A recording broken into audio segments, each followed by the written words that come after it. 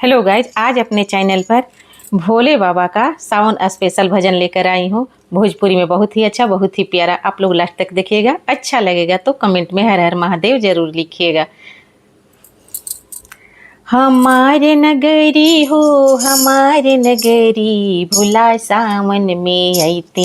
हमारे नगरी भोला सावन में आईते। हमारे नगरी हो हमारे नगरी, भोला सावन में आईते। हमारे नगरी भोला सावन में आईते। हमारे नगरी हमरी नगरिया भोला गंगा के जलवा। हमरी नगरिया बाबा गंगा के जलवा। गंगा के जलवा बाबा गंगा के जलवा। हमरी नगरिया बाबा गंगा के जलवा। जलवा चढ़ैती भरे भरे गगरी। जलवा चढ़ैती भरे भरे गगरी। भोला सावन में आईते। हमारे नगरी बाबा सावन में आईते। हमारे नगरी बाबा सावन में आईते। हमरी नगरिया बाबा सतरंगी फुलवा। हमरी नगरिया बाबा सतरंगी फुलवा। सतरंगी फुलवा बाबा सतरंगी फुलवा। फुलवा चढ़ैती भरे भरे अंजूरी। फुलवा चढ़ैती भरे भरे अंजूरी। भोला सावन में आईते। हमारे नगरी भोला सावन में आईते। हमारे नगरी हमरी नगरिया बाबा भंगिया धतुरवा। हमरी नगरिया बाबा भंगिया धतुरवा।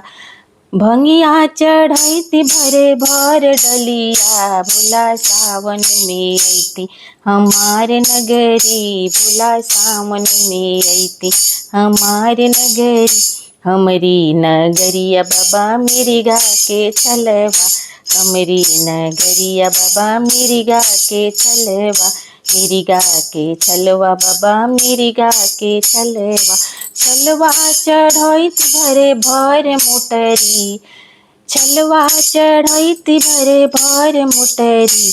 भोला सावन में आईते। हमारे नगरी बाबा सावन में आईते। हमारे नगरी हमरी नगरिया बाबा बेल के पतैया। हमरी नगरिया बाबा बेल के पतैया।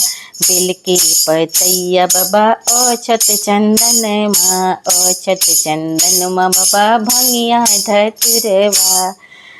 भंगिया चढ़ैती भरे भरे अंजूरी। बेलपतिया चढ़ैती भरे भरे अंजूरी। भोला सावन में आईते। हमारे नगरी भोला सावन में आईते। हमारे नगरी हो हमारे नगरी, भोला सावन में आईते। हमारे नगरी पहिला में दया मांगब दूसरा में चर्चा।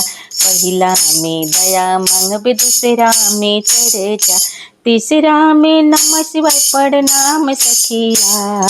तीसरा में नमः शिवाय प्रणाम सखिया। गुरुजी सावन में आईते। हमारे नगरी गुरुजी सावन में आईते।